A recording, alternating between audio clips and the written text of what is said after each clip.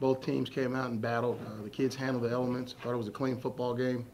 I'm really excited about the way that our guys played in the second half. To come out down and find a way to manage to come back and win, it just shows you that these kids are battle tested. They've been through hell the last 3 weeks, and we've challenged them, and we hadn't made any excuses about our schedule. And we're better for it. And obviously, we're still 1-3. So we're still climbing uphill, and we've got a long ways to go. But I couldn't be more proud of a group of guys.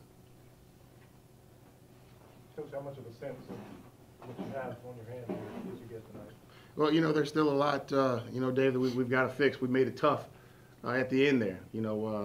Obviously did some things that didn't play out very well down the stretch, but I thought our defense played really well. I think David Watford's probably one of the better quarterbacks that we'll play against all season, and containing David, was very tough. When you got guys like Deion King and Kyle Archie and Demetrius Williams on defense, it's helpful. And I thought our defensive line played better than they had been playing.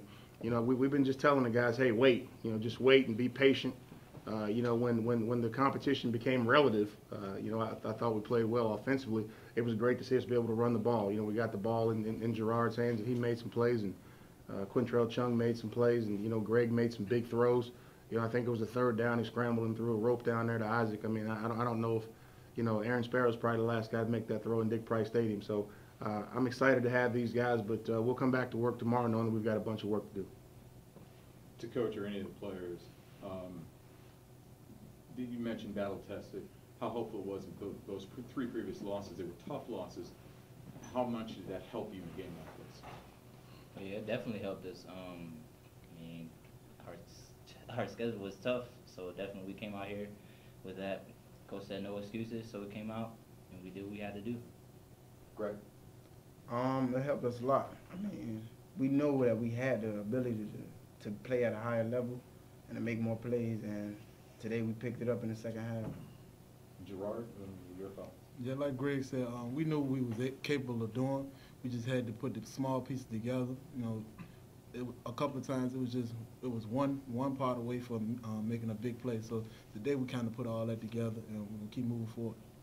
How good, this is just for any of the players, I mean, how good does this feel, not only getting your first win, but it comes against your rival, Star Future? It gives us motivation. It gives us, we know that we can win. We know what we have. So we know that if we go out there and play like we're supposed to play every week, then we can come out and do whatever we want to. We're responsible for our own destiny. Me, I feel like it was just another game. It was just another team on our schedule, and it was in our way. Definitely what Greg said, they were in our way, and like I said before, we had a tough schedule, so now we 1-0 in the conference, and we keep trying to go 2-0 in the conference next week against Howard. Coach, at the end of the half, they looked to be in a nice groove offensively with those 2 drives. Then you went into halftime, and anything you did differently in the second half to contain that or to shut them down? Well, I think the thing that we preach to these kids all the time is that I'm going to be the same guy every day. We talked about it earlier today, and I didn't go in at the half yelling and screaming. We went in and we challenged you guys to just continue doing what we're doing and play better. I think if you go in and you're ranting and raving and you're screaming and yelling, and everybody thinks that you make all these huge adjustments at the half. We felt like what we were doing was working. We felt like we were killing ourselves. So I think at halftime we just went in and challenged the kids to come out and play better, and they handled it great.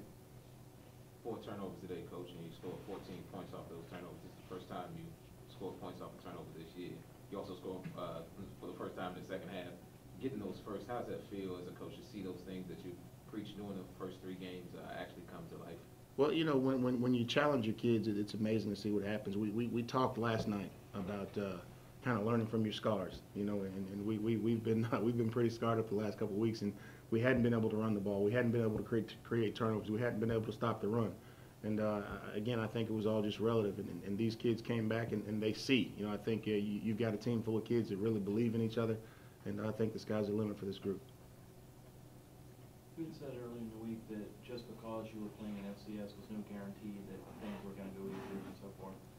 At the same time, when the fact that you guys were able to kind of weather the storm against that early season schedule, did you come in with a little confidence in this game, knowing that you were at your level? Well, we had confidence. I had confidence in our guys, when we got off the bus at Rutgers. And, I had confidence when we got off of the bus, getting back from Marshall. It was just a matter of us, playing against light competition and making sure that we did the things that we could do. We've always talked to our kids about controlling Norfolk State, and we worry about ourselves more than we do anybody else. Gerard, the play that Coach described, where Greg was scrambling for like 10 minutes, how much did that fire up the offense?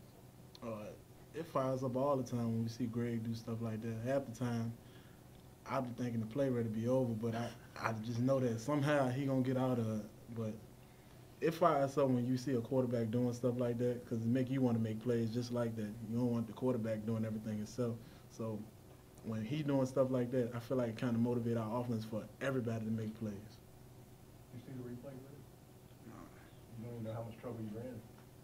He was in a lot. I was on the headset asking Coach Parker, man, what's going on? And then he shakes out of there. But that's who he is, man. And for a guy to be able to come in June and his teammates fall in love with him and be able to run our show, it tells you he's a special young man. How's church? We don't know yet. I don't know. I hope he's okay. We're going to get him to the doctor first thing in the morning, and we'll sort it out. I think other than that, we've probably just had some minor stuff, but everybody will be ready to go. James is in a bunch of pain, so I'm just optimistic. But we'll know more tomorrow afternoon. Was it knee? I'm not sure. I know it was lower leg. Could have been knee, could have been ankle, but he was just, his whole leg was in pain. So we'll know more about it tomorrow. Coach, defensively is probably your most complete game.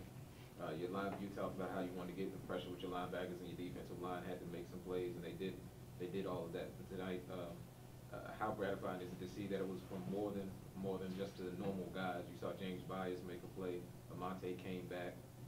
Kyle Archie has moved around a little bit. Everybody's seemed to sort of fall in line tonight. What does that feel like as a coach? As we talked about, you needed that depth. Well, it feels great. I mean, Jerry Holmes does a great job with our defense, and when you see, the defense give up 63 and give up 45 and then give up those points, people start to question you. Is this defense good? Everybody talks about, the West Coast offense. It's a normal offense. Everybody runs it, but when we don't score points, everybody makes a big deal about it. We give up points, people make a big deal about it, but we're firm in our belief of who we are, and it's great to see somebody other than 53 make plays on the defense. I mean, we know he's going to make plays, but to have Kyle get a pick, like I said, Demetrius Williamson, Haji Gaylord and those guys on the defensive line getting pass rush. Harry Freeman hadn't played all year. Probably played 50 snaps at corner tonight. Because we had some people get. Sandy Chapman got banged up a little bit there. So we're a deep football team, and what we've done is. We try to play as many people as we can, and a few more guys proved they could play tonight, and it was very helpful. Early this week, everybody expected a live atmosphere here, big crowd. Well, how big of a letdown was it to come out and see such a small crowd? We love crowds, and we love to play in front of crowds, but we practice in front of nobody.